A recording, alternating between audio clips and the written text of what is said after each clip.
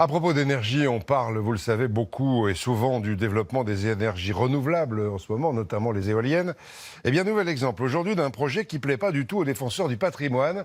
Projet d'un parc éolien dans la vallée des Peintres, dans la Creuse. Elle a inspiré de nombreux impressionnistes à Crozant. Carlo Paredes et Sylvain Thévenard. Crozant et son château en ruine, les vallées de la Cédelle et de la Creuse en contrebas, ces lieux ont été jadis fréquentés par les plus grands peintres impressionnistes. Des paysages aujourd'hui menacés par un projet de 4 éoliennes situées sur 2 communes voisines.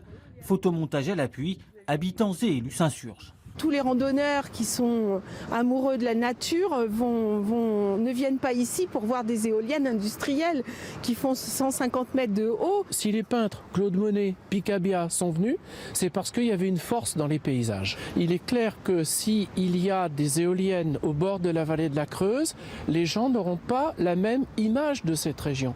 Prisé des peintres encore aujourd'hui et des touristes en été, Crozant pourrait donc y perdre son image de marque et voir sa fréquentation baisser avec des conséquences sur la vie du village et les commerces. Ici c'est touristique, hein, c'est très bon. L'été il y a beaucoup de monde, beaucoup de marcheurs, donc c'est vrai que je pense que ça peut poser un problème. À quelques kilomètres de là, le maire de Saint-Sébastien, où doit s'implanter 2 des 4 éoliennes sur des terrains agricoles, assure qu'il n'y aura aucun impact visuel sur la vallée des Peintres. Et il a une toute autre vision du projet.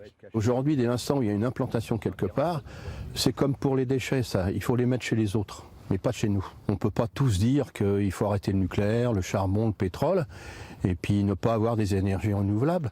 Les opposants au projet entendent pour leur part déposer un recours auprès du préfet, puis du tribunal administratif si nécessaire. Le début sans doute d'une longue bataille pour préserver l'un des plus beaux sites de la Creuse. Un petit mot d'argent maintenant avec une nouveauté de taille pour tous ceux qui vont déclarer leurs revenus en ligne sur Internet, et on est de plus en plus nombreux à le faire. Dès cette année, ils recevront aussitôt leur avis d'imposition sur le site dès qu'ils auront terminé leur déclaration. Donc plus besoin d'attendre le courrier au mois de juillet ou au mois d'août. Et puis tout à fait autre chose aussi dans l'actualité de cette matinée, une information révélée par TF1. L'interpellation de 14 personnes dans l'enquête sur le braquage spectaculaire au casino d'Aix-en-Provence le mois dernier. On se souvient que des individus armés avaient créé la panique parmi les clients avant de partir avec les 5 000 € de la caisse. Il y avait eu 11 blessés, 14 personnes donc interpellées, toutes dans les quartiers nord de Marseille.